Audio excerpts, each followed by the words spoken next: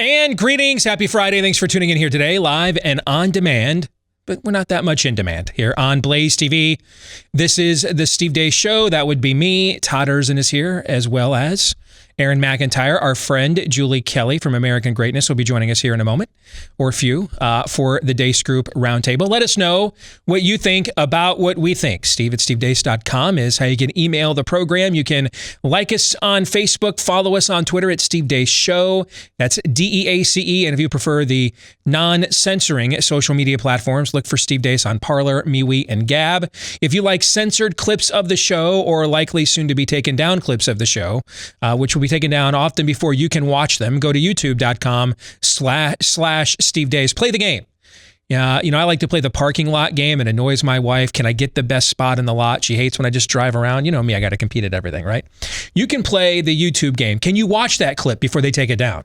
Make it a fun game, right? Can you get to it before it's gone at youtube.com/Steve Deace? Or if you're like, I just want to watch the clip uncensored, go to rumble.com/Steve Deace Show.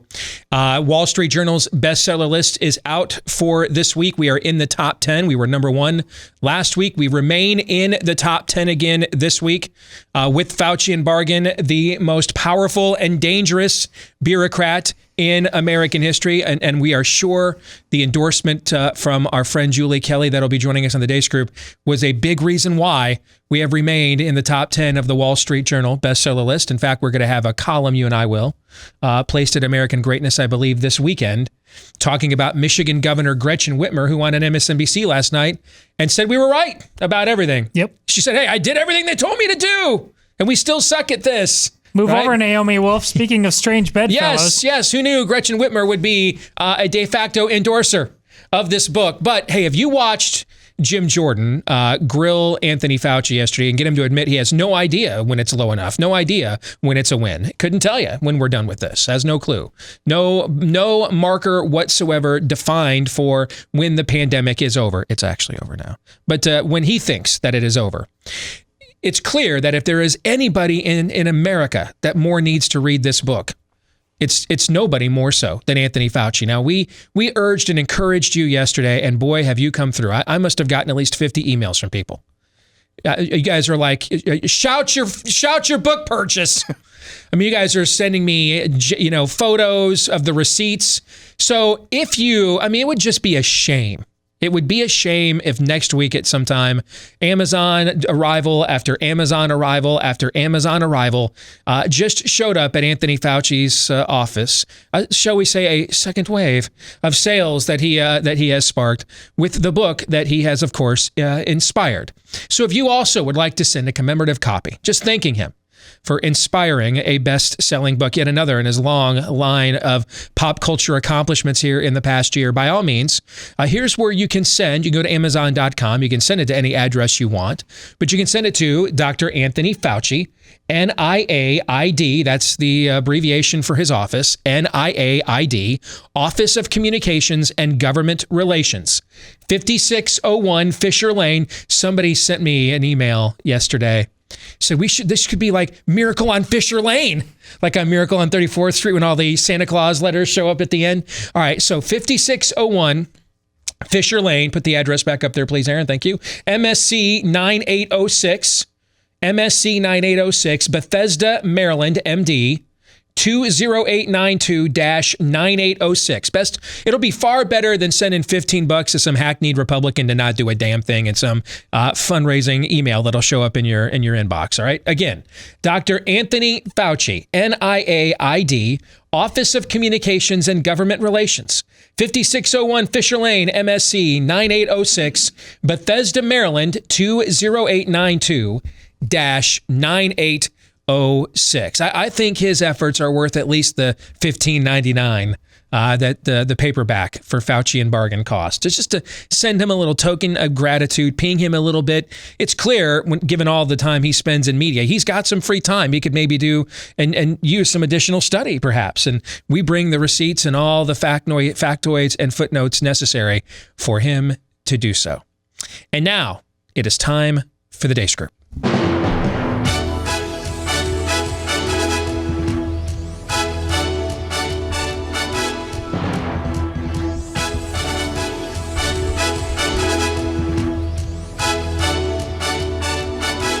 Brought to you by our friends over at Home Title Lock. You know, we've been warning you about home title theft. This is where cyber thieves remove you from your home's title and they become the new owner. Well, that's why you better get Home Title Lock, because it could be coming to you, especially if you're on Facebook. They just had a big data breach there. Facebook had over 500 million accounts. That's a lot. Exposed to cyber thieves. And according to a retired FBI cybercrime expert, everything thieves need to take over as the new owner of your home was leaked. Name, address, personal information. It's all out there now. The thieves will forge your signature on a quitclaim deed stating you sold your home to them. And then they'll leave you with all the debt, maybe even a foreclosure or eviction. So do what we did at our house and protect your home's title with Home Title Lock. And you can go to HometitleLock.com, register your address to see if you've already been a victim and didn't know. And then while you're there, sign up for 30 free days of protection during this high-risk breach. About 80% of Americans have a Facebook account. So that's a high-risk breach. Again, 30 free days of protection at Home Title Lock, and it's free. 30 free days of protection at HometitleLock.com if you use the promo code radio at HometitleLock.com. Let's get to issue 1 of the weekly look of the week that was with Bleep, Lord Nefarious Says.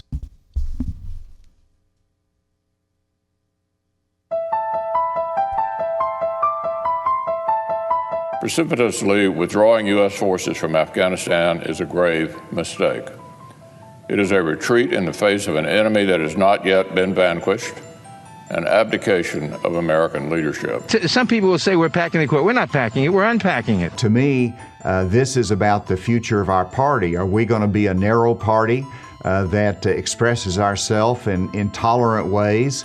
Or are we going to be a broad-based party that shows conservative principles, but also compassion in dealing with some of the most difficult issues that parents face, that individuals face? To acknowledge on the international stage that I have personally experienced one of America's greatest imperfections. I've seen for myself how the original sin of slavery weaved white supremacy into our founding documents and principles. Black lives matter! Black lives matter! Black lives matter! Talk about equity, if I may interrupt. How is it equity? How is it fighting systemic racism when abortion, we well know, disproportionately affects minority children? Again, funding cannot be used from this for abortion, but access to health care in communities that have been marginalized, underserved, adversely affected by persistent poverty is always going to be something the president fights for. The leader of the Black Lives Matter Global Foundation, Patrice Colors. She runs, along with 2 other people, the Black Lives Matter Global Foundation. And she's a Marxist. She says it. I mean, Patrice is not misleading anybody. But somehow she just bought a home in Topanga Canyon, north of Los Angeles, for $1.4 million. There it is. The way that I live my life is in direct support to Black people, including my Black family members, first and foremost. And for so many Black folks who are able to invest in themselves and their community, they choose to invest in their family. And that's what I've chosen to do. I don't believe that officers need to necessarily have weapons, every time they're making a traffic stop. Our focus was to get Trump out of office, right? Without saying it, that's what it was, right? So our next thing is going to be for climate change awareness. Who decides that? The head of the network, Who's that? Is that Zucker? Zucker, yeah. Climate change is going to be the next COVID thing for CNN. We're gonna hone in on the Caribbean island of St. Vincent. After the first volcanic eruption there in more than 40 years, the volcano sent a thick cloud of smoke 20,000 feet into the sky, spewing ash for miles. Cruise ships are evacuating people from the island, but only those vaccinated against COVID. The vast majority have been vaccinated. Some will be government agencies, some, however, as in this case, will be someone who's working for a private company. In those cases, the private company is obliged to make sure that individuals have been vaccinated. But it is very, very important for everybody to understand that the reduction in these numbers, in hospitalizations and in deaths and in infections, has not been achieved by the vaccination program. people don't, I think, appreciate that it's the lockdown that has been overwhelmingly important in delivering this improvement. We know, for example, that the UK is ahead of just about everybody else on vaccinations, and yet they maintain very strong restrictions and are facing a very serious third wave. Vaccinations on their own are not enough to keep us safe. We need to engage in the right kinds of behaviors, do things that the Conservatives aren't always good at, like wearing masks, keeping distances, and obeying public health rules. We do still have a mask mandate. We do still have capacity requirements. I mean, we've got some of the strongest protocols in the country, and yet this virus has come raging back. I don't look at this as a liberty thing, Congressman Jordan. Eating and drinking indoors in restaurants and bars, is that okay now? No, it's still not okay. By the way, data that came out just literally in the last hour. Last year, when you look at all adjusted deaths, the UK, 10 times the increase in all adjusted deaths than Sweden had. 10 times worse. 10 times worse. All right, Julie, we made you wait way too long, sister. So you get to go first. What was the best of the worst this week in Aaron's montage? I mean, it's really hard to choose. You have to look at what Boris Johnson said. I think him and Trudeau, Pierre, is it Pierre Trudeau? No, the kid, Justin Trudeau. Justin, yeah. You know, what they are doing, not just to their own countries, but there was an article in the New York Times today. 54 million people around the world have sunk from the middle class into poverty. More than 30 million of them are in India alone. So what these people are doing to their own countrymen, to their own country, has such a trajectory, such a devastating impact on the developing world. They don't even care, though. They show no remorse, whether it's Anthony Fauci or Boris Johnson or the Trudeau kid, whoever it is. The impact of what we're doing, these crimes against humanity, because of these lockdowns, we are going to deal with these consequences on a human level for decades. And so I think, can I pick two? I feel like I know I'm the Eleanor Clinton Absolutely. today. Yeah. Okay. You know, she's never just satisfied with one thing. So I'm going to pick those two. Good. Todd? The lady gets to pick two if she wants. Amen. All right. Todd? I'm going with Nadler and the court packing because it's so honest. We're not packing it. We're unpacking it. They're telling you who they are, and there's been signs. I gotta be honest, man. I laughed out loud when I saw that. Okay, I hate the game, man, not the player. There's tape of Biden saying the exact opposite of what he's saying now. Unpacking. There's Ed Markey. There's a tweet for everything. I've heard that before. There's Markey. From what is he? Massachusetts. Massachusetts, yeah. He's out there. He's behind a podium now with a sign that says something packing. He's behind another podium in the past. It actually has a sign on it that says "Don't pack the court." I mean, they're just telling you who they are on this and every other issue. It is the ghastly, evil opposite of Captain America and Endgame. Whatever it takes, they believe in. Whatever it takes. They have no standard other than their power-hungry overthrow of the greatest country that ever existed. That's what they're up to, and they will say and do anything. And right now, they're just admitting it and taunting you and daring you to do anything about it. It's a little like Thanos in Endgame. You know, the first time I did the snap, I thought I was being a benevolent ruler, wiping out half of all life so that the other half could flourish. Turns out you guys weren't very thankful for that. So this time, I'm just going to wipe it all out, right? Aaron.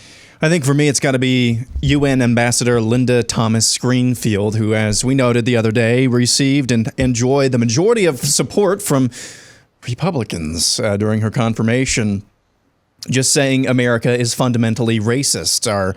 Our white supremacy is woven into the fabric of our Constitution. Now, that's preposterous. We know it. You know it. But something I thought really cut to the core of what she's really saying there is, I don't know who it was. I wish I could give them attribution for this. I saw them tweet it the other day, and I retweeted it as well, saying, it's just a few college kids. They'll learn when they're older. That's probably over the last 40 to 50 years. when confronted with Marxism, with radicalism on the left of any stripe. That's been really the lazy wash my hands of this, not deal with it, push it off to another day response. It's just a few college kids. You always get conservative as you get older. Yes. And look at where we are now. Right. Look at where we are now. Our UN ambassador, the woman who has been appointed to represent this entire country on an international scale. Can you tell me another example anywhere in the world of any country, even I would even say Canada or any of the socialist European, Western European countries. Can you think of another example of any UN ambassador who would have the gall to say that about their country and still have a job? I cannot. But yet we allow that to go on in our country today because if things don't change, i.e. a spiritual awakening in our country, we are an in-stage republic right now. Tomorrow is another day. Let's get to the exit question on a scale of 1 to 10, with 1 being the likelihood that Lindsey Graham will get to the bottom of anything you ever care about, and 10 being the metaphysical certitude he'll keep getting on Hannity to lie to you about getting to the bottom of it anyway. Rate this week's level of total depravity, Todd. Did you see he came out in support of global warming? Did you see that? Well, which time? Recently. I mean, he was for the carbon credits a decade ago. So. I'm a 10. Of course. Remember, we just forget that because that was when he was McCain's lapdog, right? He was McCain's second, his wingman. Julie, scale of 1 to 10. How bad was the total depravity? I'll go with 10. 10. Okay. Aaron? 10. It's a 10. 10. Issue 2. Say her name. The Department of Justice announced this week they'll not be filing criminal charges in the shooting death of Air Force veteran Ashley Babbitt during the uprising at the U.S. Capitol on January 6th. Babbitt was a part of a group of people who entered the Capitol building and was seen on video being shot at near point-blank range by an individual who has not yet been identified. It's unclear if Babbitt was given any warning before being fatally shot. The person who filmed Babbitt's death at the hands of Capitol Police is a Black Lives Matter activist from Utah named John Sullivan, who, prior to being arrested for his involvement in the day's events, told media, quote, "I don't think she deserved to die." Babbitt's death is still the only confirmed death to have happened as a result of violence at the Capitol that day, as Capitol Police Officer Brian Sicknick's cause of death is still in the process of being memory holed. The other 3 deaths to be used by the media to fuel their narrative were from an amphetamine overdose, a heart attack, and a stroke, respectively. So, Julie, I mean, you have been on the cutting edge of this story, so we're gonna hand you the platform to do with it what you will. What one word here do you believe summarizes the sordid and still not finalized tale about whatever happened on January the 6th, and explain why? One word to describe all of it. I guess just another myth, another lie for the most part. As your segment just pointed out, the one person we know who was killed on January 6th was Ashley Babbitt. We still don't know the name of the police officer. Can you imagine? Now, this was released on Wednesday. The DOJ released that their investigation had been closed. Not one Republican in Washington has said, now, wait a second. We want to see the details of this investigation. We want the identity of the police officer. We want to know the autopsy results, et cetera. We want to see all of the witness documentation. Not one Republican, once again, because of course most of them are fully invested in this deadly armed insurrection narrative, as the DOJ is hunting down, soccer moms from Ohio and veterans from Virginia to throw them in solitary confinement in a DC jail. But look, the contrast of the press release from DOJ closing their investigation is in huge contrast, of course, to what's happening in Brooklyn Center and the ongoing trial of George Floyd's Derek Chauvin in Minneapolis. And so it just underscores again this 2-tiered system of justice that is also being accelerated now under the Biden Justice Department and intelligence apparatus, too, as we saw this week in testimony. So, it's just the media has no interest in finding out who the police officer is. And the Washington Post article actually suggested that Ashley Babbitt had it coming. Her skirt was proverbially too short. She was a QAnon supporter. She believed that the 2020 election was not on the up and up. So sure, and you had even so-called conservatives like Eric Erickson and others who said, yeah, she deserved to be shot. She deserved to die. We don't care who the officer is. Another thing like Sicknick, let's memory hold this and move on. Isn't that the guy that didn't want to go to a farmer's market or something? A vegetable stand. A vegetable because people stand? weren't Correct. wearing masks. Okay. All right. His thoughts on who deserves to die. Okay. Julie, what do we have? Are any of the families involved here, whether it's the Babbitt family or the Sicknick family, have you heard or do you suspect they will launch any form of a civil action against the government in order to get some form of justice here, or at least some kind of answer as to what transpired here? The Sicknick family, I would say no, and here's why. Their son, their brother, was his remains were laid in state at the Capitol, as you recall, the weekend before the impeachment trial began. You had every Republican leader, Republican and Democratic lawmaker leader attend that service. Joe Biden and his wife showed up. He had a huge procession the next day, delivering his remains to Arlington National Cemetery. So his family, I think, they say they still don't know what he died of. Of course, the D.C. Medical Examiner's Office released their report last week calling it a homicide, but that's all we know. We still don't know what he died of. So I doubt that Brian Sicknick's family is going to make any issue of this. The Babbitt family, I'm not sure. I've read different reports that they want to also see the investigation and they want some kind of justice for what happened to her. But look, the scary part is you are taking on the full weight and power of Washington, D.C., from the Capitol Police to D.C. Police to the Justice Department. So you have to be pretty tough to want to take that on and then expose your family to whatever they will try to do to vilify her and her relatives. So I would be surprised if they pursue anything, to be honest. Todd, your thoughts? The one word is propaganda of the rankest sort. Steve, you and I'm born in 72, you're 73, right? Yes. So when you and I were just tiny, tiny little pups, that thing called Watergate came along. And that has been a lodestone of our understanding of American history. One of the great tales of today's journalistic class basically came of age at that event. Exactly. Yeah. Well, now take this class of journalists, which, quite frankly, I mean, whatever you think of Woodward and Bernstein, they can't hold their jock or Ben Bradley's or anybody else. There was real newsmen going on back then, but you had a break-in into the DNC. Here we had a live break-in of the Capitol. There was no way. Here's a question. Can the people break in to their own building? Thank you. I'm asking. I don't know. I mean, can you? I didn't mean that in a pejorative way. I know you didn't. That's what the press. But you should have clarified because I wasn't a pejorative in any way, shape, or form. I'm with Julia on this. But you had this live in Technicolor event that everybody saw, and you have a modern day journalistic smart set that really never got past what they learned running the newspapers for like middle school.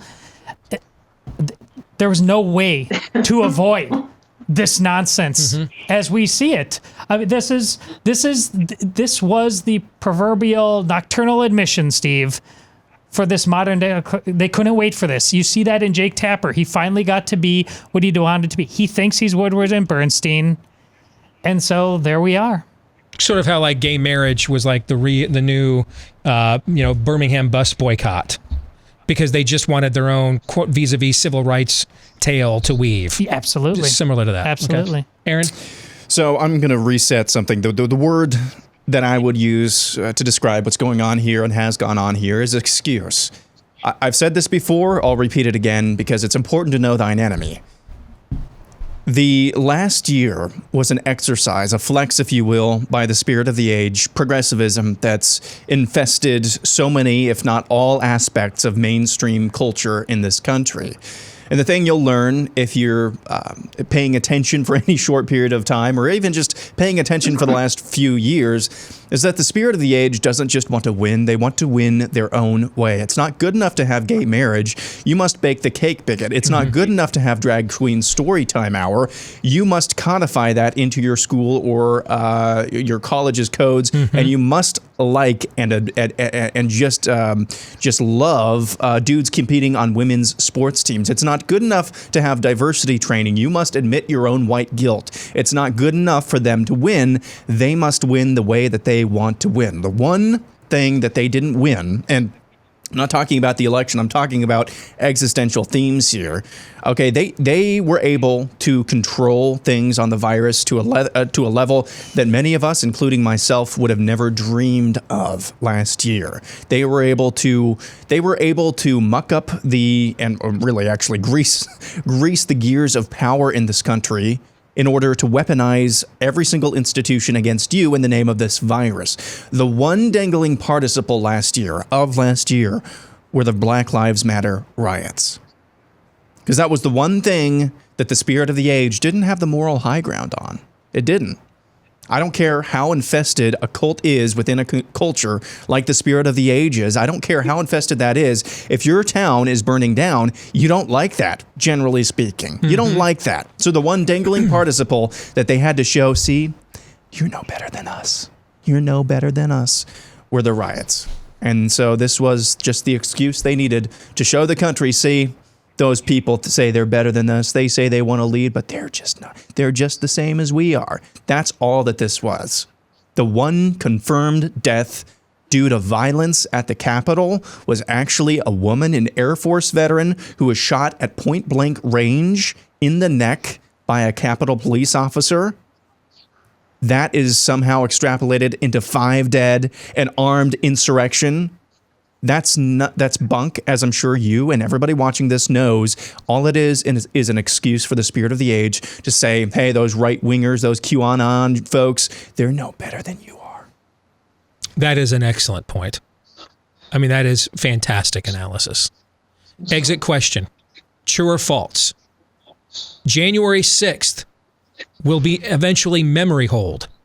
The more and more the facts come out. Todd. If the facts come out, that's absolutely true. Yes. Julie, what say you? I do. I believe that it will be. You could see it's already starting to disappear a little bit. I got about a minute. I want to know, what was your thought on Aaron's analysis there a moment ago as someone who has covered this story as extensively as anybody? I thought it was spot on. And I do, and I will say, I think that's why you have no outrage from Republican lawmakers about what's happening. They are sort of aligned with these violent type protesters, political protesters. And so they don't want to touch them either. And so sort of what Aaron was saying, and it was really spot on there, is that you have Black Lives Matter, though, have politicians who've defended them, bailed them out of jail, et cetera. But this is something the Republicans just don't want to touch, that these people are sort of beneath them. This is what they really feel about Trump supporters. And I think that they're fine with keeping hundreds of them. Hey, what those rubes think were going to happen when they charged in like that. Idiots, right? Yeah. Right. Yeah. Aaron, true or false? What do you think? My answer is basically the same as Julie's. It's already happening. So yeah, true. All right. In part 2 of the Deace Group here, which we're going to have after the break, we're going to get into the launch of new social media platforms. 2 very successful businessmen with, shall we say, colorful personalities are set to soon launch competitive social media platforms. What could or will that mean, given the battle going on right now over the flow of information in the country? We'll get into that and more next. All right, back here on the Steve Deace Show, live and on demand here on Blaze TV, radio, and podcast. This portion of the program brought to you by our friends over at Scoremaster, which can be the difference between getting whatever deal is offered to you on a home, car, credit card, or apartment, or getting the best deal and saving money on the repayment terms. How's that possible? Because the average Scoremaster user can add about 60 points to their score in about 3 weeks or less. Sometimes you can add up to 30 points in just a few days when the right information is presented to you. See, that is the key. That's what Scoremaster does. They put the information the banks have on you in your hands where it belongs, so you know exactly why you have the score you have, and then exactly how to get to the score that you want. You can enroll in about a minute. Simple, easy to use, and you can get your points, add points, see your points, and also get $1 million in fraud insurance to protect your score once you get it to where you want it to go. So just go to scoremaster.com/Steve to learn more. Scoremaster.com/Steve. So you guys remember, right before the book came out, Fauci and Bargain, I put out a Facebook ad, basically just to kind of test Facebook on how they would react to me promoting this on my page. And so I put up a post about when it was coming out. And then I did the boost post and put a good deal, at least like several $100s to get a lot of exposure, and we got a lot of exposure off that post. And you guys will remember, I said at the time, I was kind of surprised. I was just kind of seeing if we could slip one past the goalie. I have tried, including again this morning now, I have tried, since the book went bestseller, I have tried on 3 separate occasions to propose another ad for Facebook to run. They have rejected all 3. They even asked me the second time, hey, for ads that deal with social causes, we want to verify the person submitting the ad so that if there's any false information, we can direct it back to that person. So, I verified my information just like they asked, still rejected it. I sent them another one this morning. They rejected it again. All right, which brings us to issue 3. Will it work? MyPillow CEO Mike Lindell released details about his free speech platform that's intended to be a combination of YouTube and Twitter, adding that no one will be able to take it down from the internet. He's calling it frank speech. I have spent over the last 4 weeks, I've spent millions of dollars making it the most secure. We're going to be able to handle the capacity. Your everything's going to be the most secure. We're not going to be able to, we're going to be attacked, but I have my own servers and everything. We're not going to be worried about Amazon taking it down, or YouTube or Google or Apple. And we are going to get our voice of free speech out there. He also says it'll be a free speech platform with some limitations. So you're not going to have to worry about people if they're on there. There's going to be a good reporting system, but you don't get to use the 4 swear words, the C word, the N word, the F word, or God's name in vain. You can't have free speech is not pornography. Free speech isn't I'm going to kill you. It's very well defined in our mission statement. It's going to be an amazing platform. This comes after Donald Trump announced he's planning to launch his own, as of yet unnamed, platform a few weeks ago. Trump spokesman Jason Miller talked about the upcoming platform with Fox News' Howard Kurtz. I do think that we're going to see President Trump returning to social media in probably about 2 or 3 months here with his own platform. And this is something that I think will be the hottest ticket in social media. It's going to completely redefine the game, and everybody is going to be waiting and watching to see what exactly President Trump does, but it will be his own platform. All right, first question. Lindell and Trump are obviously both very, very successful businessmen. So can they pull this off? Because whoever has control of the flow of information in a culture has control. And you're seeing now that the most powerful beings in our culture, even more powerful than Anthony Fauci, are big tech oligarchs as we speak. So Julie, I'll start with you. Do you think they can pull this off? What are you hearing? No, I'm going to vote no. Sorry. I have a lot of respect for Mike Lindell. Obviously, he has a great story and he's a real patriot. I think he stepped up when others have not. But this is nearly an impossible task. It would be great if they could pull it off, but I don't see it happening. What about a Trump-backed social platform? Do you think he can pull that off? I guess so, but how would this all come together? I mean, it feels like there will be so many forces working against them to try to put this platform together. I just don't know. And then you see what happened with Parler. Look, the bottom line is, for all of its fault, Twitter is really the only place where you can confront other journalists, other politicians, and try to make some traction in that space. And so I think it's going to be really tough to try to replicate something like that, even Facebook, et cetera, or even come close to it. So I wish them well, but I don't have a lot of hope that it's going to come to fruition. Okay. Aaron, what do you think? Yeah, I'm also a no. I mean, you game plan these types of things out. Just a few blocks down the way. Let's say, like Mike Lindell says, you've got your own web hosting service, maybe. You've got your own servers, probably.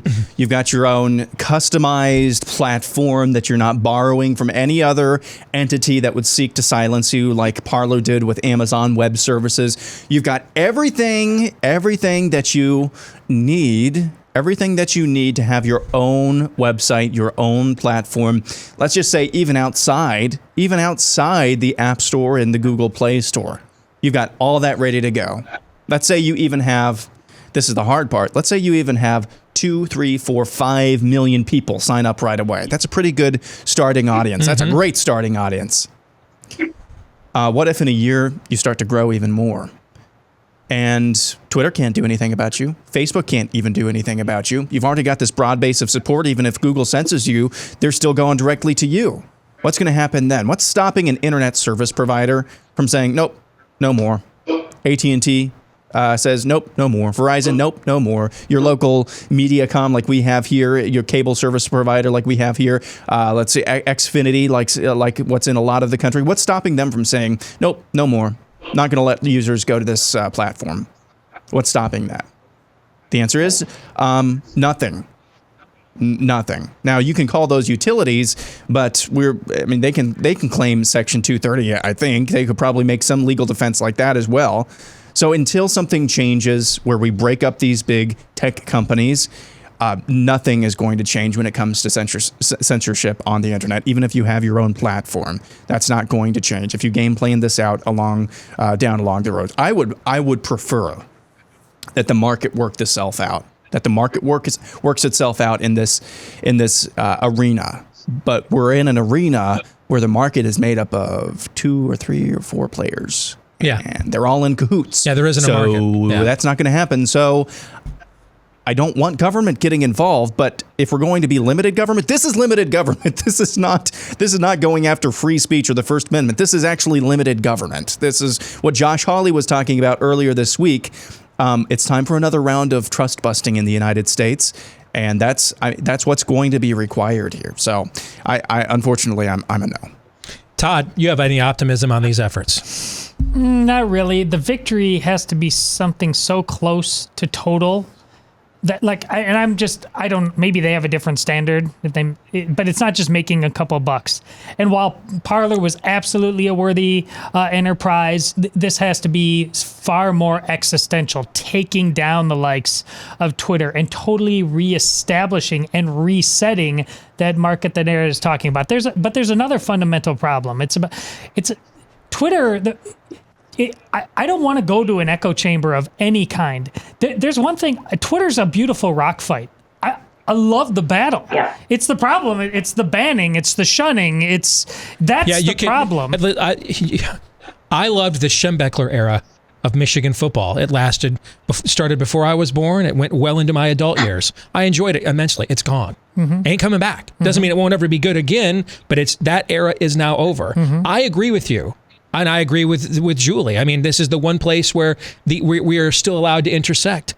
You won't be allowed to do that much longer. But that's part of So we're heading to our respective corners as we speak. I have an account on Parler, but this is just me, but I'm on Twitter all the time because of that aspect of it. That's where the fight is.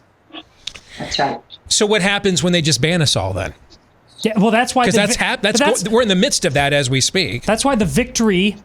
To your question, can they pull this off? That's why I say no. The victory has to be the Wall Street Journal this morning says that you are the co-author of the number 8 book in America. Okay? Yeah. All right. Now, because we didn't put it out in hardcover, that is the most prestigious bestseller list that we can appear on.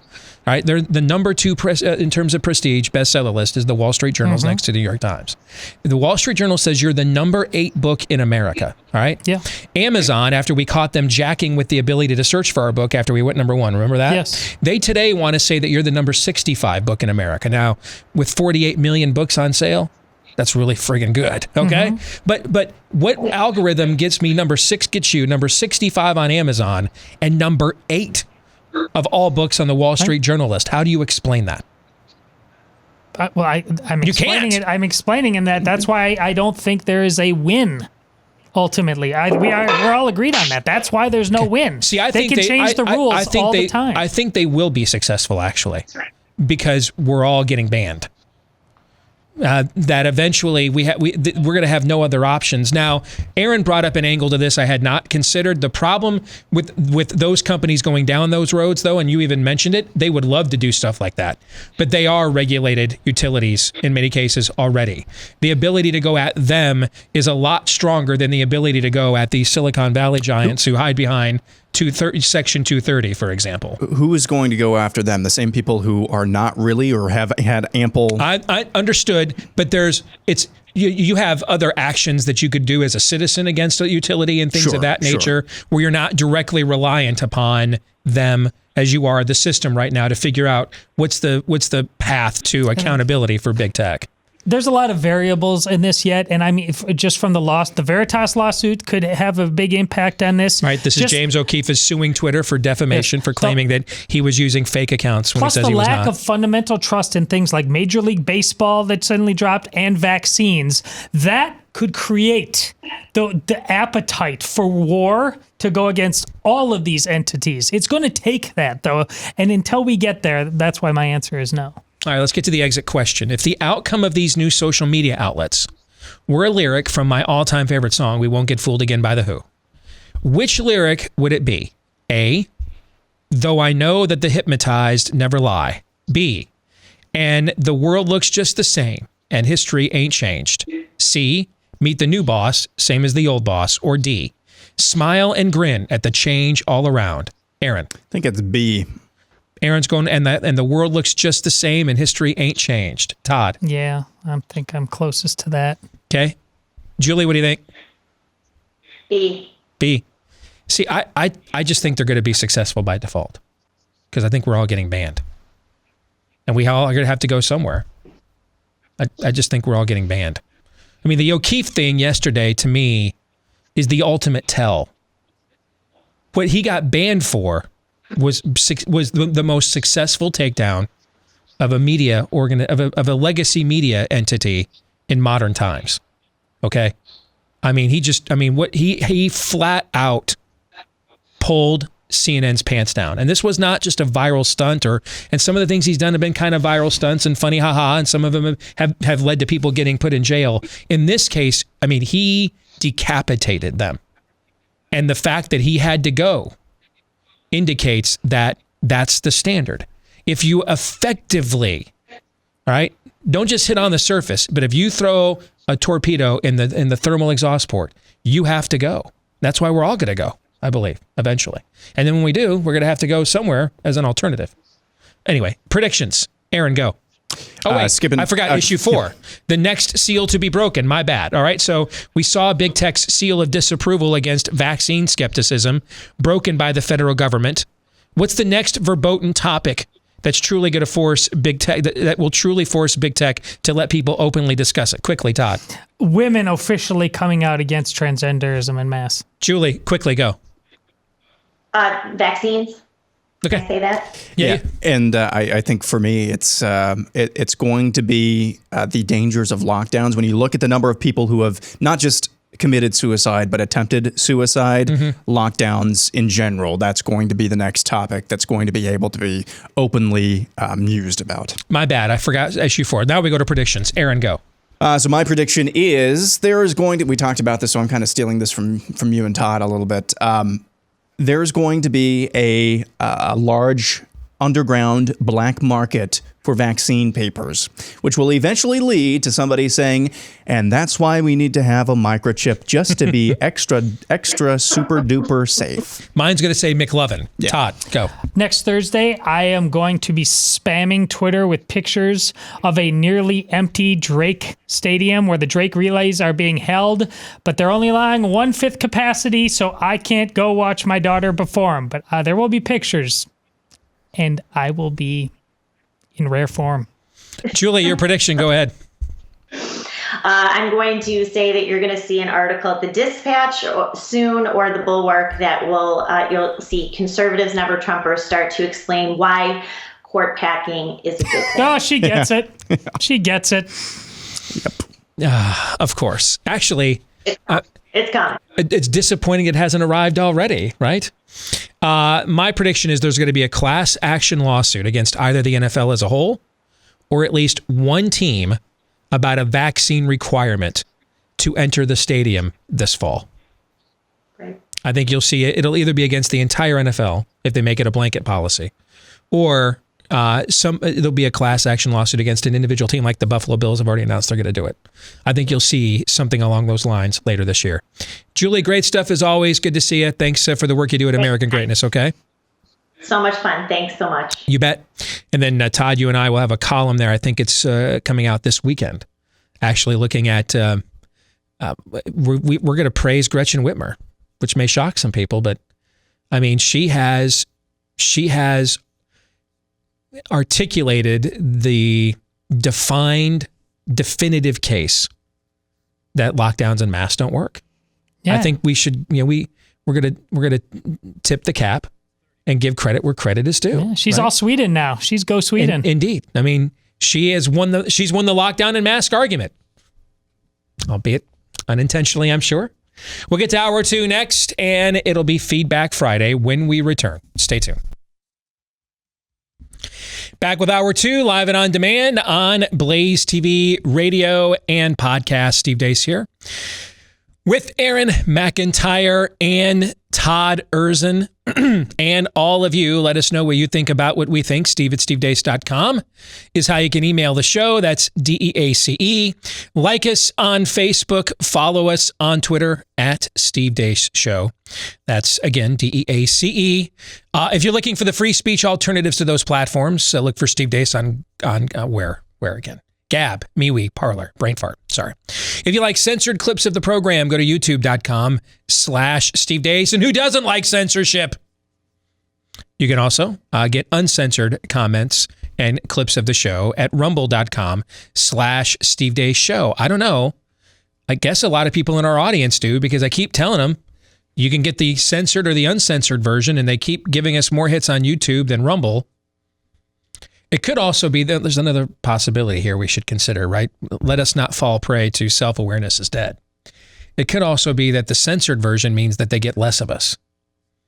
And there's really an interest in that. You know what I'm saying? Let's keep ourselves humble. I'm going with that. Yeah, it could be just we like this show in small doses. So we don't want the full version. We don't want the uncensored part. We'd rather have just a little bit of this program. So we'll go with the censored version at YouTube. That could be it. It's a possibility. No. You're not really down with the self-deprecation thing, I've noticed, like on any level, are you? Not a fan of it. No, I can roll, but it's not a passion like you've made it. So. See? Okay. What a great answer that was. Oh, that was so sufficiently snarky. I won't even come back to it. I knew you'd like it. Frankly, I'm not entirely sure that I could, actually. Let's, by the way, speaking of snarky, if you're wondering, hey, what can I do to strike a blow for the cause before we head out for the weekend? You can send a commemorative copy of the best-selling book, number 8 this week on the Wall Street Journal's bestseller list. It was number 1 last week. Faucian Bargain, the most powerful and dangerous bureaucrat in America, you can send a commemorative copy, because at Amazon, you're allowed to send it to any address you want. You can send a copy to the Muse, the man who has inspired this best-selling book himself, the one and only Dr. Anthony Fauci. Go to NIAID, here's the address, NIAID, Office of Communications and Government Relations, 5601 Fisher Lane, MSC 9806. Again, that's 5601 Fisher Lane, MSC 9806, Bethesda, Maryland. Once more, that's Bethesda, Maryland. And the zip code is 20892-9806. That's 20892-9806. And you can send Anthony Fauci a message he will most definitely receive. I mean, why sit there and flip off, genuflect to the TV screen, right? He won't know about that, right? Right. And instead, you could just, for your love gift this month, you can send, it's about $15. That's what the paperback is, thereabouts right now on Amazon. You can send him a token of thank you for the work that he has done crushing your way of life in the past year. It would just be a shame.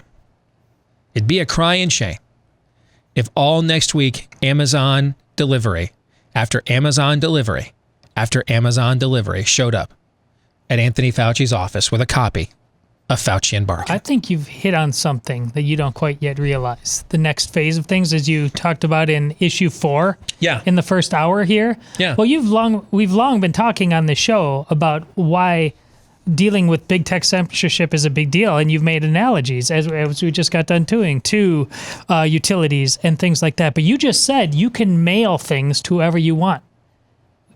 We might just be finding out that we can't. There's no mail censorship? Only one way to find out. Why would that not be the big post office? We are not mailing. You paid your money, right? But we're not mailing it to this place or that place because of who you are. Why would that not be coming? Why not? I don't disagree. That's my point with internet service providers. What's to stop them? Yes, I know that there are other recourses, but there were supposedly a lot of other recourses for the things that have been perpetrated over the last year or two. So I'm not saying you're wrong at all. It's an angle that I had not considered. I think it's a smart analysis by you.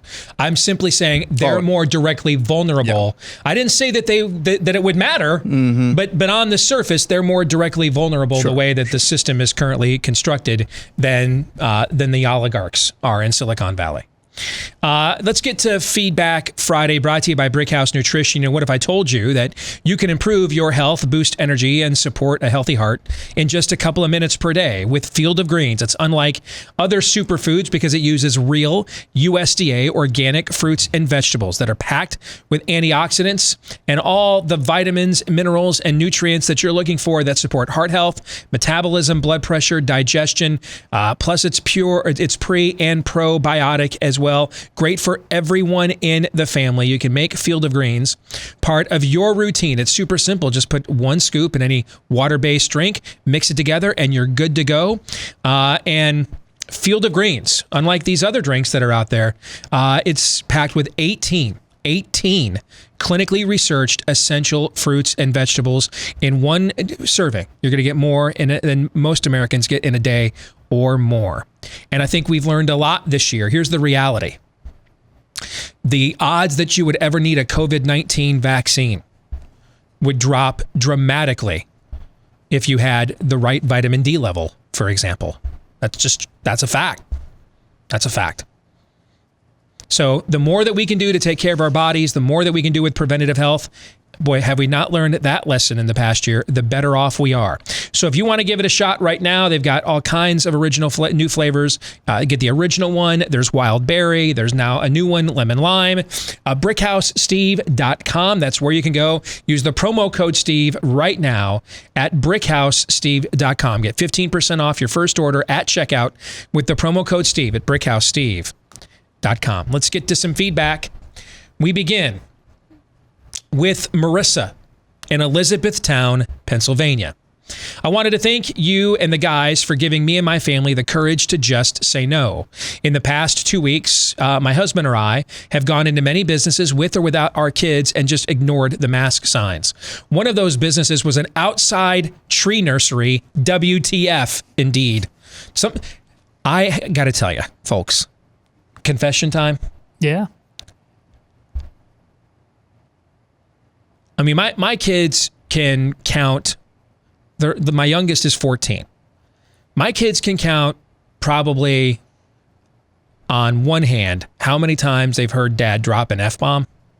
And they like all involved a sporting event of some kind. Okay. I just want to sit around sometimes. I don't know.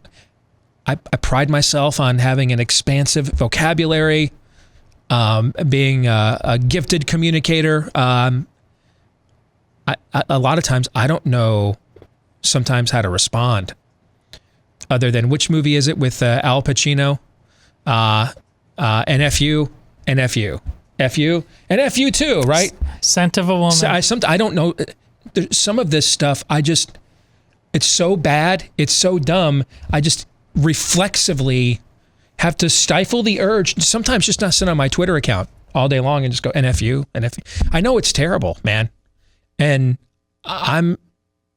it's a struggle because I feel as if I don't know how else to respond to some of this. It's just so jacked. It's so dumb. It's so debased.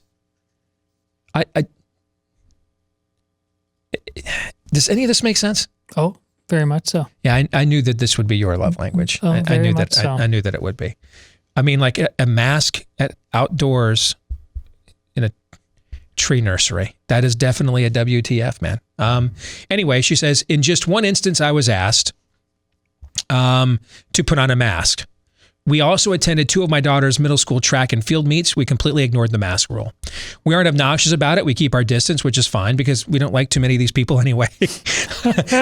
I love the feeling that I'm being a rebel with my teenage kids. It's seriously fun to make a game out of seeing how many stores we can get into and out of without being asked to put on a mask. I used to play this game at airports about having a belt. Take your belt off on TSA. I just would never take it off. And I'd like keep score on how often I could go without again, I got to compete at everything. Okay. It is seriously fun. Or she goes on to say, then on the way home, we talk about how many dirty looks or smiles and nods we have received from other patrons. For a long time, my very social daughter became anxious whenever we were around any people. It worried me and broke my heart to see her that way, but my heart swelled the other day as we bounced out of the grocery store with big smiles on our faces, feeling rebellious.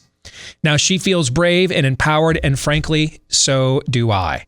This is, if you want to can you make lemon out of, lemons? Lemonade. Out of lemonade, or lemonade out of lemons, I should say. Embrace being the counterculture. Embrace it, especially with your teenagers. Embrace the fact that we're the contrarians now. We're the rebels now. And by the way, if you have any form or semblance of a Judeo-Christian value system, you have been the counterculture in America for a while, and you are going to become even more so in the times we are about to embark upon. You're pilgrims, not patriots. Wasn't that it? That was the number one point from yesterday's message. You're exactly right. So embrace it. Embrace it, man. You're Johnny Cash, man. You walk the line.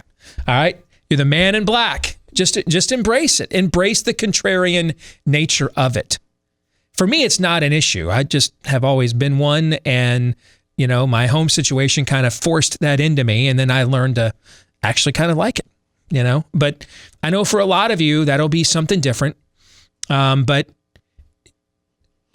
this is one way to win the next generation, is that we get to be the counterculture now. We're the rebels now. We're the ones getting banned now. Okay. To me, I think we should embrace that full throat. Own it. Own that space. Next, I would like to thank you for your show in every way you guys have been thanked. It has shown me so much, reawakened my faith, my attention for political information, caused me to improve my critical thinking. I am a pilot for a major airline and have been for over 25 years. I'm in full agreement with nearly everything you say. So when it comes to flight attendants, I am trying to check my critical thinking. Number one, most announcements that are made on planes about masks are company dictated. Not only what you say, but how often. Number two, masks do not work. However, if there ever was a positive use for masks, it could be to keep people who are speaking loudly or coughing from spewing spit into your face in such a closed place like a plane. Perhaps, though, I am mistaken. Airplanes are crowded, closed, and loud. Flight attendants must speak face to face, way less than even 3 feet to nearly every passenger. That passenger needs to respond, also very loudly. I have thought long and hard for another group of people who are exposed to such a diverse, or if there is another group of people who are exposed to such a diverse and voluminous number of people in very close quarters and must speak and then hear a response. I cannot think of one. As the person up front, I cannot tell you how often I have said I could never do what they do. People are hard to work with. When they're hungry, people are even worse. And people who are traveling in Hungary are some of the hardest people in the world to keep calm. And when you add the disruption and fear of these unprecedented times, you have to find a way to keep the peace and your airline. As a traveler, I agree the announcements are too much. But of course, I fly a lot as a pilot. Our flight attendant population runs the gamut in health and age, and therefore every level of danger. Many of them are just doing what they are told so they do not lose their job. Sadly, they don't always even agree with each other on a crew with just a few, and you never know who's on your plane or who's filming you. I'd love to hear your thoughts. He didn't ask this. I'm going to choose to withhold his name, though. Okay. Because I appreciate his candor. I actually think there's some very valid, I don't know what you two think. There are some valid points here. And even though it's annoying, I don't know if we're going to put up a list of 20 places where it doesn't make sense what is going on with the masks. With the closed, confined space of recycled air, where, by the way, you're trapped, right? It's not like at any point, I just got to get out of here for 15 minutes to get some fresh air. You can't do that, right? You're there until it hits the ground. You know what I'm saying? Yeah. If there was ever a place where you would give a benefit of the doubt, am I alone here on our show and thinking this might be the one, especially when you're talking about the flight attendants, the fact they have to get really close to you when you communicate, all those other things. The principle of it, I don't necessarily disabuse. Agree or disagree? What do you guys think on that before we do anything else? I agree. Generally agree, yeah. Okay. It's then what's happened with children, babies. Let's pull the entire plane over. That is where things have gone too far. Would we also agree on that as well? Absolutely. Yeah, and people, if they haven't been fired, they should have been for doing that. Agreed. And it varies. The last time you and I flew, now I'm going to fly to an event in South Dakota here in a couple of weeks. That's my next flight. We're speaking at a Fight, Feast, Laugh is the name of the event over there by Mount Rushmore. And we have a jam. We got a ton of people coming to this thing. And so the last time that I flew is when you and I flew down to Dallas in January. Yep. When Aaron and Bella went on their delayed honeymoon. The flight there was Karen Stan, right? Yes, it was. Now we got several notes about wearing masks on the flight home, right? But they weren't snotty or obnoxious. That was an entirely different. Right. So I do think there is some form where I might disagree with our pilot listener. There's some level of human application here, but systemically, yeah, he's right. I mean, no matter what flight you get on, they're going to mention this, and more times than a few feel like it was too many times already. But as a principle, I think he raises a decent point that if there was ever an environment, you're breathing recycled air, it's compressed in the compartment. Okay. There's no way out to go get fresh air. You're confined to that space. I don't know that that's where we would necessarily plant our flag on this has got to go. No, I am good with that. But I think you really need to go case by case. Like I have an entirely different opinion about inside venues for sports. Mm-hmm. To me, airline travel to some extent you can't get around it. Like I would have been much more cautious about indoor venues for sports and concerts a year or 6 months ago. But we're so far gone now. All those things should be at max capacity, and it's ridiculous. But I'm not talking about vacation, but for business, any number of reasons. To fly, you got to go in there. So, but listen, you're flat out making a choice to go to that sports venue, inside or outside. If you've got the heebie-jeebies, you stay home. The rest of us, I am fine sitting body to body, no masks with anybody. I just am.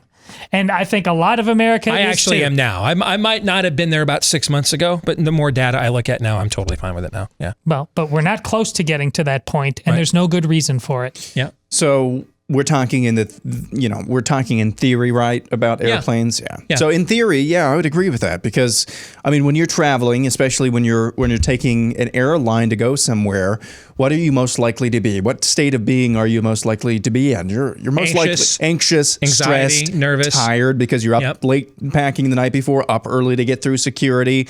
All of those things together, you're probably not doing your immune system. You are not doing your immune system any favors. Yeah. And you're packed together in on that airplane. Regardless of the mask mandates, though, did you guys ever see anybody like do this number up and down, fiddle with their mask? I was doing it all the time. So in theory, I agree with that proposition that masks, if worn correctly, perfectly, N95 even, that actually could have some benefit, but in practice, they don't let you wear that though, right? Because of the filter system, they don't let you wear an N95. Well, there's don't they? certain N95s that there's certain of them that do have that. So that's where I'm at. Where it's like, in theory, I agree with you. I agree in theory about a lot of things, but in practice, it's still like, why are we doing this? The children thing, you guys in the airlines need to have a lot more grace with that, and a lot more customer service with that. That to me is where I would push back on a lot. But when it comes to adults and given the environment and everything there, that's as close quarters of recycled air with a transient population as the vast majority of adults in America are ever going to be in, right? Yeah. So, okay. So I think he's got a general point. All right, we have another email here from someone in the airline industry. Jennifer says, I'm a data-driven Gen X adult convert to Catholicism from a PCA background, so I feel like I can identify with every one of you on some level. What's a PCA? It's Presbyterian Church of America. I got it. Okay. First, congrats on the book. I live in the free state of Florida, but within the Democrat mayoral dictatorship of Orlando. So we have to wear masks everywhere. I wear a mask nowhere, she says. I haven't for months, and make a point to smile, be polite, and helpful. Only Costco employees seem hysterical, so I don't go anymore. I'm out. Costco is with me where MLB is with you. Yeah. I mean, I won't even go in there anymore. I don't go. I think it's been 2 months. Yeah. I mean, I just try to avoid it. Because I just know it's going to, I'm at a mood where I'm going to punch somebody. I'm going to punch a Costco employee. I'm just going to do it. I'm just beyond. I've had it. Yeah. All right. And I never in a million years, I used to say it's the greatest place on earth. Yeah. Okay. I can't stand to even set foot in it right now. All right. She says, sadly, I'm also a flight attendant, and the job I once loved, I now despise, as I'm required by my company to be muzzled while in uniform, and by the former VP while in airports and on the plane, a day that is sometimes 13 hours from hotel room to hotel room. It has ruined my ability to joke and otherwise be the irreverent person I was with passengers and colleagues alike. It has turned my mobile office into a police state, with half the employees and a few passengers lording their state-backed Karen status over those of us who just want to breathe, and bringing with them the full force of the FAA and TSA's ability to fine and prevent future air travel for noncompliance. I live in constant fear of being photographed or written up by them and losing my job. I am terrified the face diapers will become the new take off your shoes at security lingering effect of this nightmare. If you have any suggestions as to how air travelers and employees can begin an organized pushback, please let me know. Surely OSHA rules could come to bear. Also, I've become a Built Bar addict on your recommendation. Please leverage your newfound star status to have them bring back the chocolate chip cookie dough, which they are bringing back, by the way, and the coconut brownie chunk as year-round flavors. I have to hide these from my husband, Jennifer writes. I can give you a suggestion, but I'm going to warn you, it ain't easy. Mass noncompliance. I don't know another way out of this. unless there's a legal advocacy group that would take up your cause. Where are we on getting ADF on the show, by the way? Where are we at on that? We are in the process. Okay. Hey man, I'm promoting them on the show, so tell me, are they bucking? Are they there's squawking about coming on here and discussing this? There's terms and conditions. Okay. Then I'll just call the head of the place myself, because he's been a friend of mine for almost 20 years. And there cannot be terms and conditions. We're promoting ADF to our audience, so there cannot be terms and conditions. You know what I'm saying? I'm going to tell our audience, and I'm sorry if you're on the sales staff and that's your client, but if I'm going to tell my audience that ADF is where they need to donate their money to fight for their freedoms, and we ask them to come on and discuss this, and they're giving you terms and conditions, that ain't going to work. They haven't been difficult, but it's just... Like on stuff they want to talk about and things of that nature, what they're willing to address? Yes. Yeah, that dog ain't going hunt. Not doing that. Nope.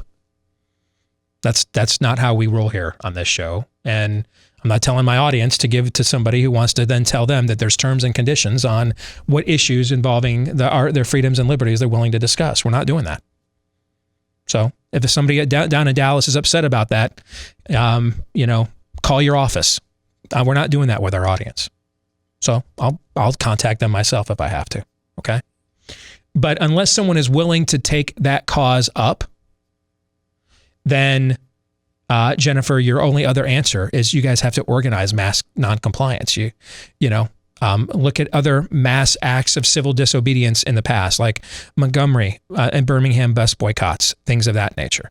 A large group of you, flight attendants, would have to just say, I mean, if you're Gen X like we are, Jen, then you missed the bra burning era. So now you guys can just all agree as flight attendants at 1 o'clock, no matter what flight we're on, we're all collectively taking off our masks and not putting them back on. Stuff like that. Mm-hmm. That level of mass non-compliance is what it would take, and the reason it needs to be mass is because they can just crap can you, sister. Okay? Good luck getting rid of 100 flight attendants at once.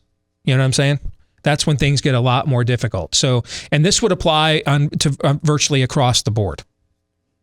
Across the board, this would apply. That mass non-compliance, any industry, any area that you're going to ask me this question, you need mass non-compliance. You need to force them on a mass level, to enforce the unenforceable. And then acquire and accrue all of the collateral damage therein for trying so. That's what you need to do. And then you pull out your phones and record it all. They couldn't do that with the Montgomery and the Birmingham bus boycotts. They couldn't pull out their phones and tape all the racist cops, arresting them for not sitting in the back of the bus. But y'all can. So mass non-compliance and roll tape, barring legal advocacy representation, those are really your only two options that I can see. Can you guys think of something else? No, you wait for the all clear from no. We're going to say wait for the all clear from Fauci. Yeah.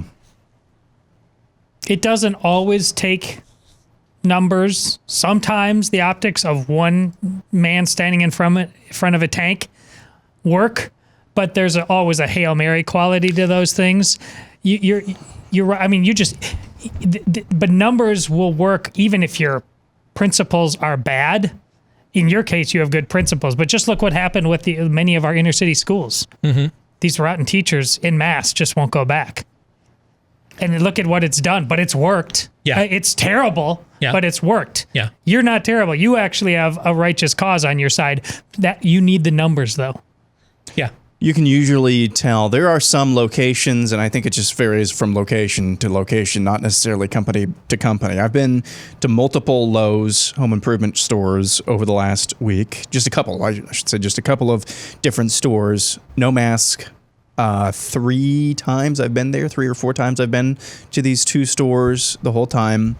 Nobody said anything. In fact, one employee saw me wandering around looking for something and said, "Could I help you?" Showed me where to go. No word, nothing. Mm-hmm. Trader Joe's or Costco? Which one of those do you think is going to be more Nazi-ish with their mask mandates? You would think Trader Joe's. Now, I mean, their employees couldn't be more friendly. Costco, though that's an area that needs mask non-compliance. There are some places where it's obvious they don't really care anymore. And at some places where they are down to clown with the mask cult. So that's another consideration as well. Walter, who says he's from Antifa, Oregon. So you guys can probably guess where this one's going. Says there are cronies and there are capitalists, but there is no such thing as crony capitalism.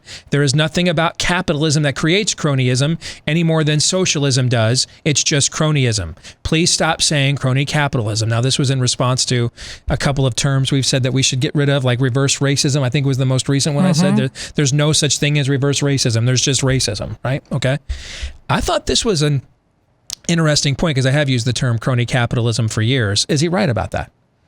There's capitalism and cronyism, but there's not crony capitalism. If you're doing cronyism, you're just doing cronyism. Okay, I've got bigger fish to fry, but listen, on this, maybe we're simpatico. What Churchill said about democracy, it's the worst form of government except for all the rest of them. Capitalism, it's the worst form of economy, except for all the rest of them. Yeah. So I think you and I have our circles overlap there in the Venn diagram. I think. I watched this Thomas Sowell documentary last night, so I'm all fired up about defending the principles of capitalism again. So that's why that email caught my eye. Does he have a point? I think he has a more. Oh, what's the word? I don't want to call it holy. I think his respect. Revered. Thank you. It's between he reveres capitalism.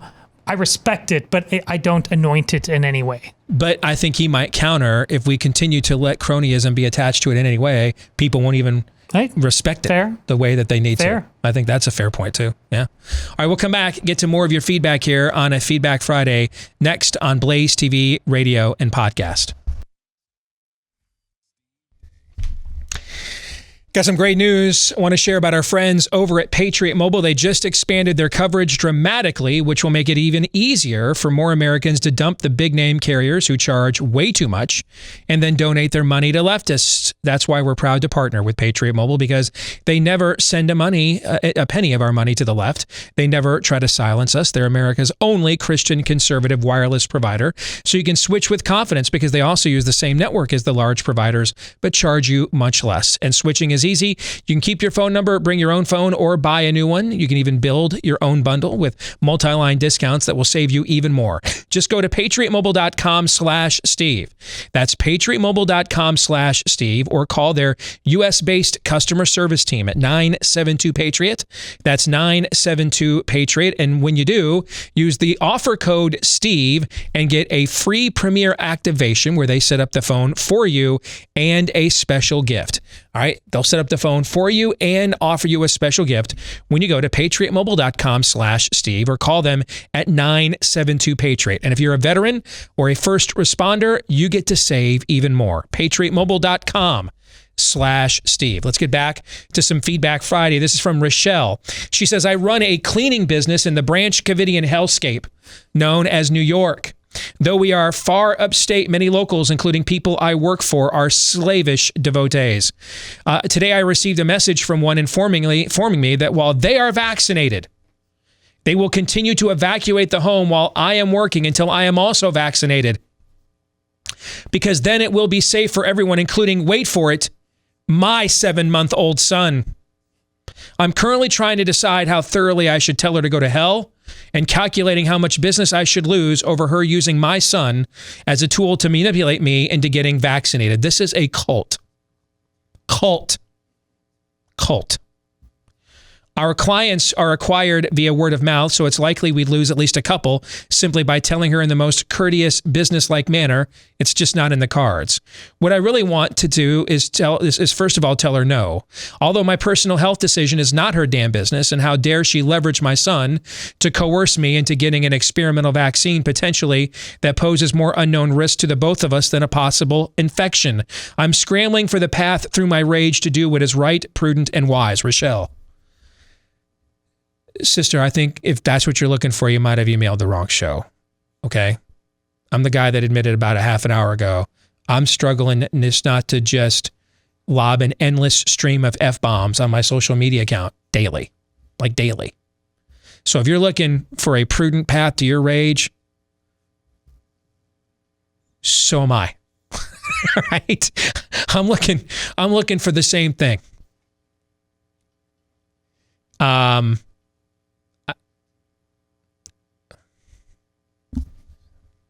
don't know, Michelle. I don't know why they're vaccinated, but they're not protected around you. I don't know. By that logic, I should not have been allowed back in the country. I had to get all my vaccinations and boosters up to date to go to Haiti several years ago. Poorest country in our hemisphere. I'm exposed, touched, hugged by children living in squalor you can't even imagine. We don't have anything in America, not in the worst places in America. Nothing like the suffering that is plentiful in a place like Haiti.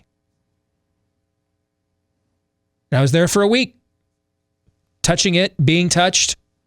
By this logic, then, I should not have been allowed back. Right? Yeah. I mean, that's what's being applied here to Rochelle. I should not have been allowed back. So I don't know what to tell you. You had Ron DeSantis say earlier this morning, if you're immune, you should be out there living as if you're immune. Well, if the vaccines work, he's exactly right. He's exactly right. Which means, of course, the comments will just be nothing but very, very dumb.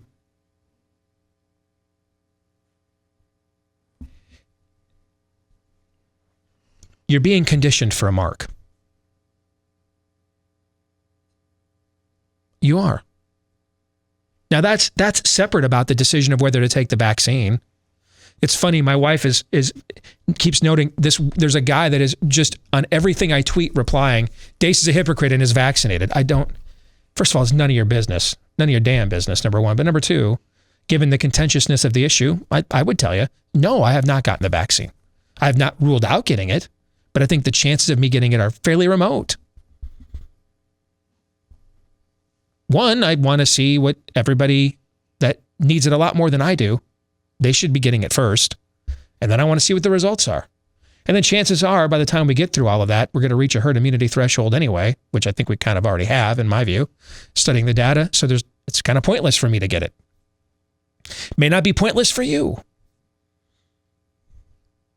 I do think if you're getting in line in front of vulnerable demographics, unless you are part of what we would categorize as essential, a cop or something like that, right? Mm-hmm. Unless you're in that group, if you're getting in front of people who are in far more vulnerable demographics, I think you're selfish, frankly.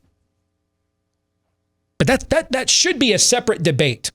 It probably won't be, because cults don't allow distinctions. But that is, on this show, going to be a separate debate than about what you're talking about, Rochelle. What Rochelle is describing, and I have gotten so many emails like this. A woman emailed me yesterday, just broke my heart. She's elderly. Her young daughter of childbearing age won't let her see her grandchildren unless she's vaccinated. She's the one, because it's not safe for the grandkids. She's the one at risk, not the kids. Invincible ignorance. Yes. Invincible. That is proto-conditioning for a mark, is what it is. That it is acceptable through a government-mandated act to create a two-tiered system of citizenship. That is proto-conditioning for a mark. Now, that's separate from everybody's decision about whether their own healthcare situation calls for taking the vaccines, trying the vaccines. I love how first it was 1 shot, then it was 2, now it's 3, and then it may be every 6 months or every 12 months. No one saw that coming. Indeed.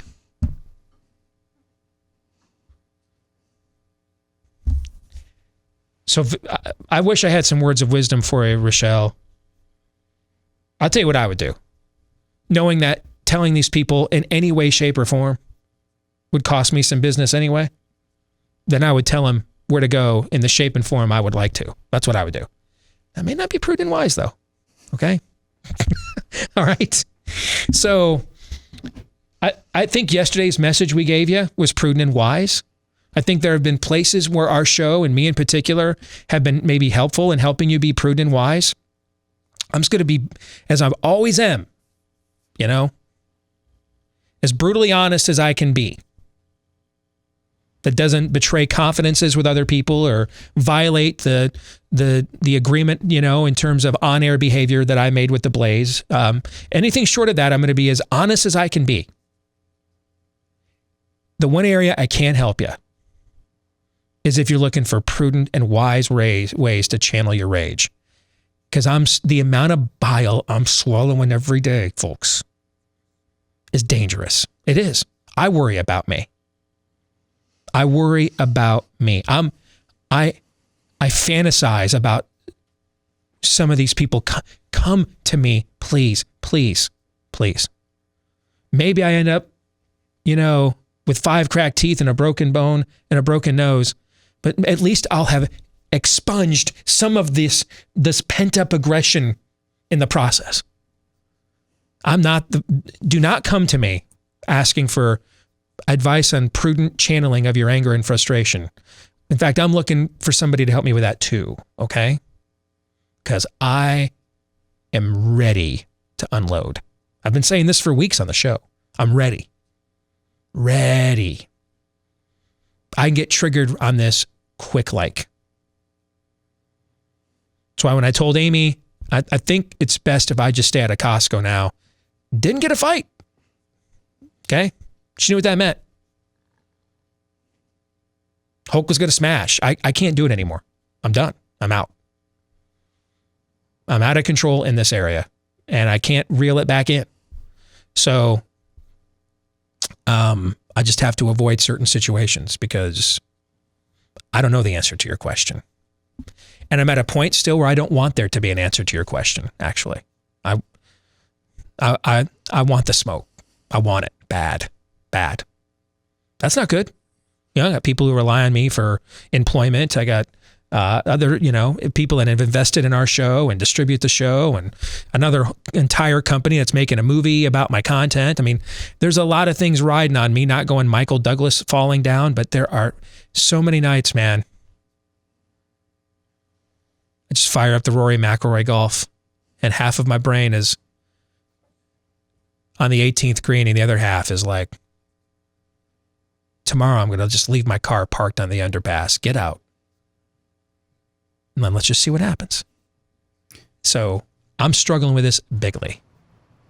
Can I share some advice? Yeah. You become the Batman. That's how you deal with this. Nice. Chandler writes, I'm a conservative, as is my wife. I'm considering running for Arizona House in 2022. My eldest daughter recently turned 16, and I don't know if it's rebellion or brainwashing by the schools, media, or both, but she is totally entrenched in Team COVID and all things woke. I've tried speaking with her on these topics and dispelling some of the bad information she's receiving. However, typically the conversations quickly turn south. When confronted with truth that differs from her notions, as you say, she has, what's your term, invincible ignorance? It is. Yes, and refuses to accept that she is incorrect. I know you have daughters yourself, so does Todd, and was hoping you gentlemen could give me some insight as to how to approach her with the truth and at least get her to open her mind to alternatives. I've been telling her to do research, really dive into the subject, but I know she just listens to what she hears her friends and others say. I fear losing her down the rabbit hole of socialism and wokeness, and I don't want her to get so deeply engrossed in that culture that she would refuse to associate with us. She's only got 2 summers left in our home before she's unleashed on society. I hope to send her out with an open, inquisitive, and critical thinking mind. So Chandler, I have been through a somewhat similar situation. I